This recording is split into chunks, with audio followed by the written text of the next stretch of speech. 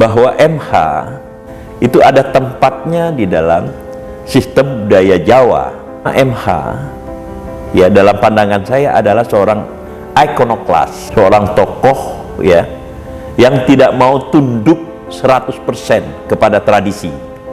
Jadi ada unsur anti-establishment bahwa Nabi Khidir adalah seorang ikonoklas. Nah, pertanyaannya adalah apakah MH Ainun Najib itu adalah ya titisan dari Nabi Khidir di dalam masyarakat Jawa?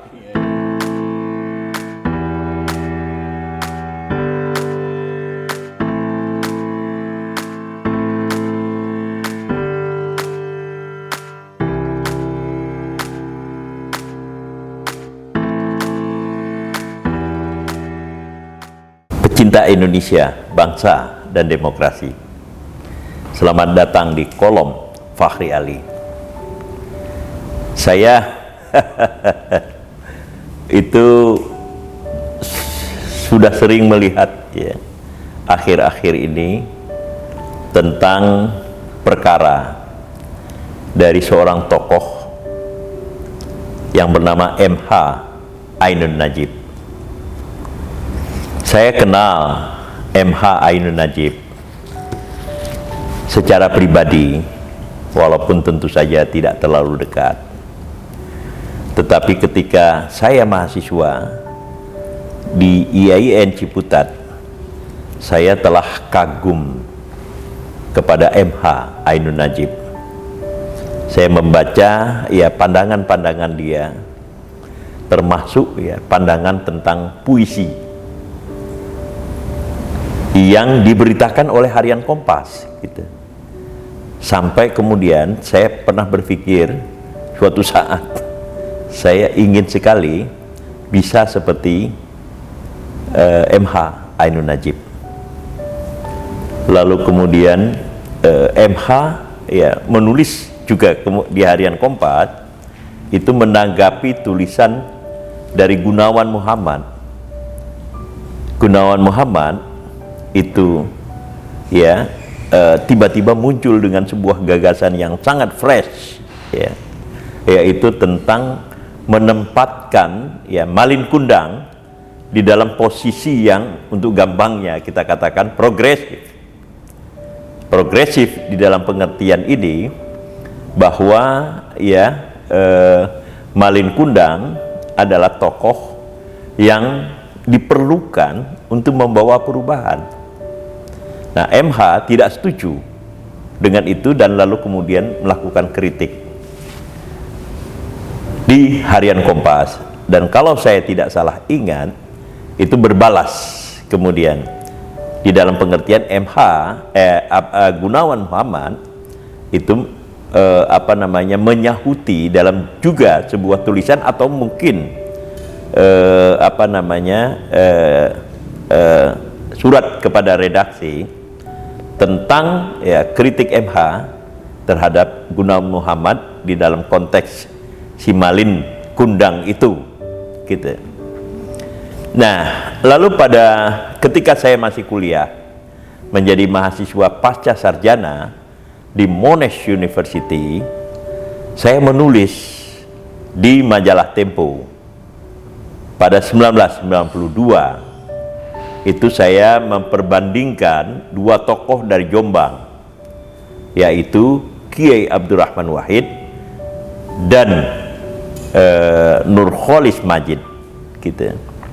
Saya mengatakan ini dua tokoh dari Jombang yang hebat sekali gitu. Saya lupa sebenarnya banyak tokoh dari Jombang yang lahir dan cukup ternama gitu. Salah satunya adalah Asmuni. Asmuni kita tahu itu adalah seorang budayawan yang menciptakan kritik-kritiknya melalui kelucuan di dalam grup Sri Mulat gitu. Lalu kemudian ini Gombloh, Indonesia merah darahku, putih tulangku, bersatu dalam gebiar pelangi jingga gitu. Dan MH Ainun Najib. Jadi Jombang tidak hanya melahirkan ya pesantren-pesantren besar ya dan penyair besar seperti Binhad Nur Rahman, tetapi juga MH Ainun Najib. Nah, MH jelas seorang budayawan yang konsisten dengan jalannya. Nah, tiba-tiba kemudian ya akhir-akhir ini MH banyak dibicarakan orang karena kemudian melakukan kritik gitu. Kritik ya terhadap pemerintah, lalu kemudian mengidentifikasikan ya pemimpin nasional dengan seorang tokoh gitu, dengan seorang tokoh di masa lalu. Tentu tidak perlu ya saya sebut yang dimaksud dengan tokoh itu, tetapi di dalam perspektif rakyat, kebanyakan terutama dengan latar belakang keagamaan, tokoh yang disebut itu tidak terlalu konstruktif di dalam ingatan kolektif mereka gitu. Nah, tapi saya tidak akan ikut di dalam perdebatan itu. Yang mau saya tekankan adalah bahwa MH ini mestinya secara spekulatif, hipotetis ya yang ingin saya katakan, itu ada tempatnya di dalam sistem budaya Jawa. Dari mana kita bisa melihatnya? Pertama-tama MH ya dalam pandangan saya adalah seorang ikonoklas gitu. Seorang tokoh ya yang tidak mau tunduk 100% kepada tradisi. Menarik bukan? Ya, seorang tokoh yang tidak mau tunduk 100% kepada tradisi. Jadi ada unsur anti-establishment di situ. Sementara kemudian budaya Jawa as a whole ya, seperti sering digambarkan ya di dalam buku, di dalam literatur, itu mengikuti tradisi dari priai atau lebih tepat keraton. Di dalam konteks ini keraton memang sangat penting ya kalau kita ikuti apa yang dikatakan oleh antropolog Clifford Geertz ya dalam disertasinya yang berjudul Religion of Java. Dikatakan bahwa di dalam sebuah masyarakat agraris maka terjadi sebuah hubungan yang bersifat fungsional antara keraton dengan peasant, dengan petani gitu. Keraton itu berfungsi melakukan reproduksi sistem gagasan, sistem budaya pada rumusan apa, petani kemudian menggunakannya sebagai peta kehidupan, peta tingkah laku. Tetapi petani pada saat yang lain itu berfungsi ya sebagai produsen dari hasil-hasil pertanian yang dikonsumsi oleh keraton dan orang kota pada umumnya gitu.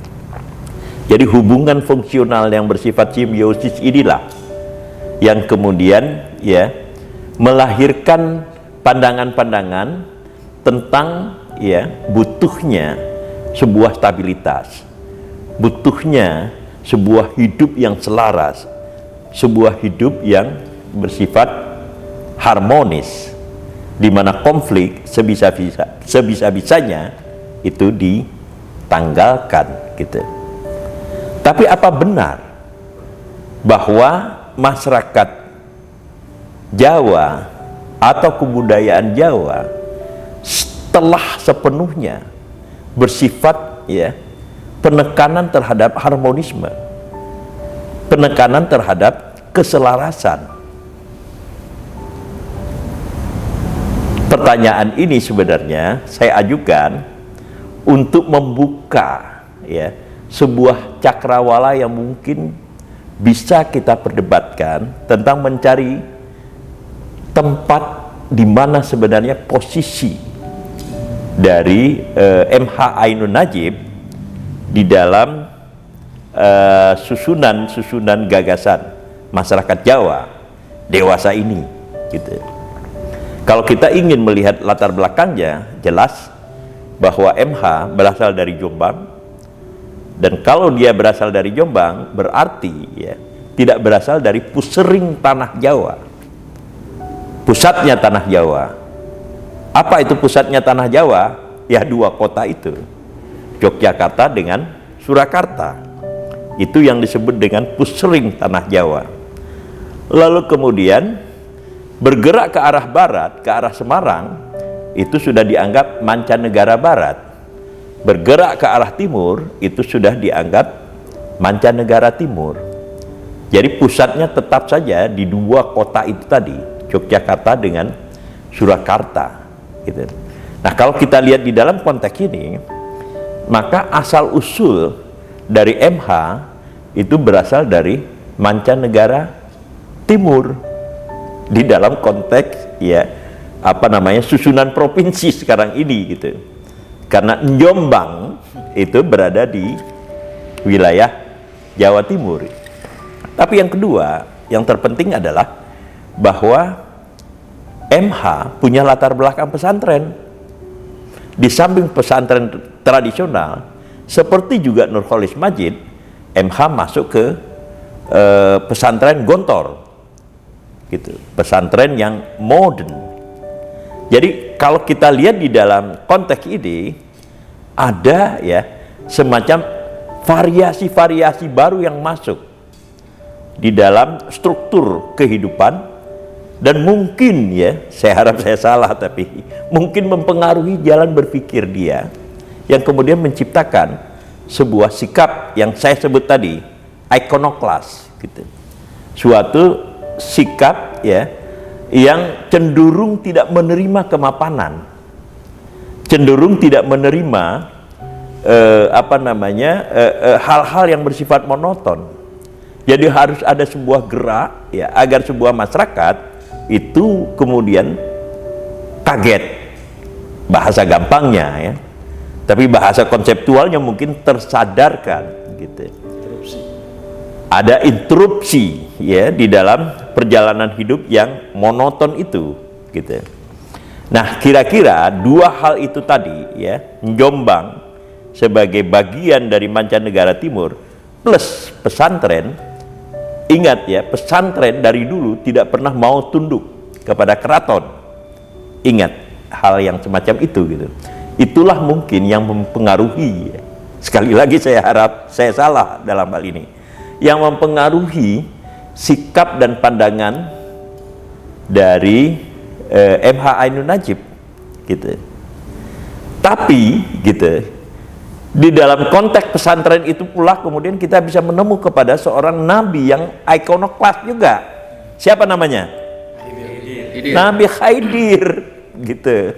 Nabi Khidir itu lepaslah dari seluruh cerita-cerita yang apa namanya yang tidak bisa kita rumuskan dengan pandangan-pandangan dan logika-logika yang establis gitu.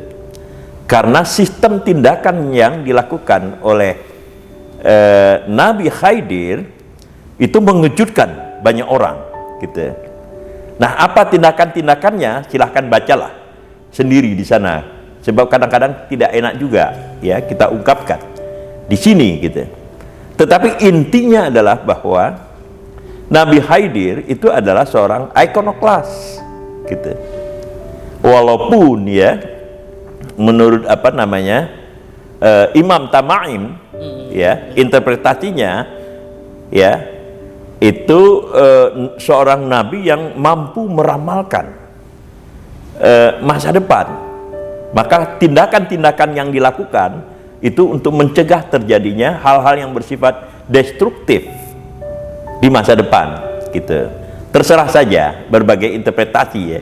Tetapi intinya adalah bahwa Nabi Khidir adalah seorang ikonoklas gitu. Nah, pertanyaannya adalah apakah MH Ainun Najib itu adalah ya titisan dari Nabi Khidir di dalam masyarakat Jawa? Ini pertanyaan yang menarik ya, yang mungkin akan menimbulkan perdebatan gitu. Nah, tetapi kalau kita lihat di dalam masyarakat Jawa itu sendiri, sifat-sifat yang bersifat ikonoklas itu ya, yang tidak terlalu happy ya dengan hal-hal yang bersifat monoton, dengan hal-hal yang pemeliharaan keselarasan ya, yang terlalu apik ya, terlalu detil, itu juga ada gitu. Misalnya salah satu contohnya adalah seperti yang kita lihat di dalam lakon-lakon pewayangan. Siapa itu salah satunya? Wisanggeni gitu.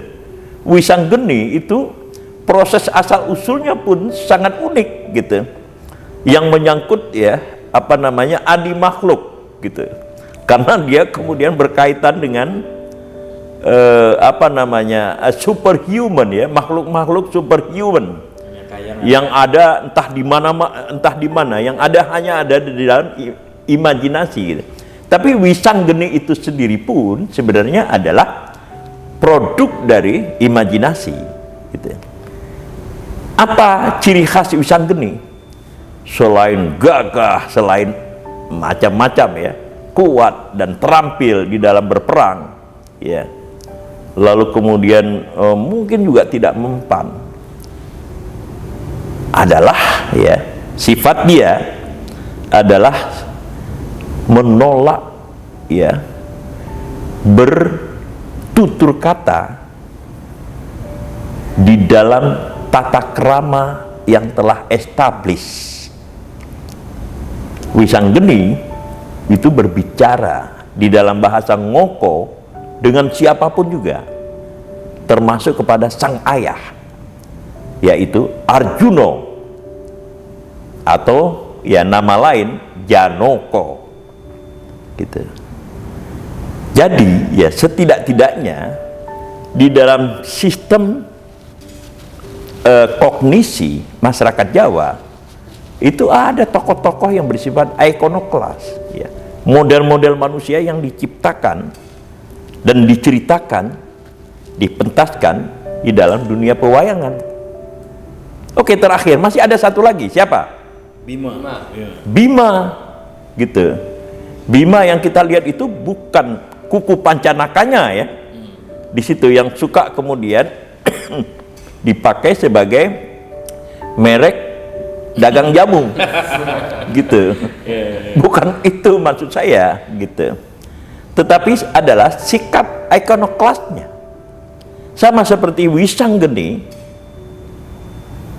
saya ulangi, sama seperti Wisanggeni, Bima ini juga menolak ya tunduk kepada tata krama bahasa. Bima tetap berbicara di dalam bahasa ngoko. Nah, mungkin ya, di dalam perspektif inilah kita memahami sistem tindakan, cara berpikir, cara bertutur kata dari seorang tokoh yang bernama MH Ainun Najib.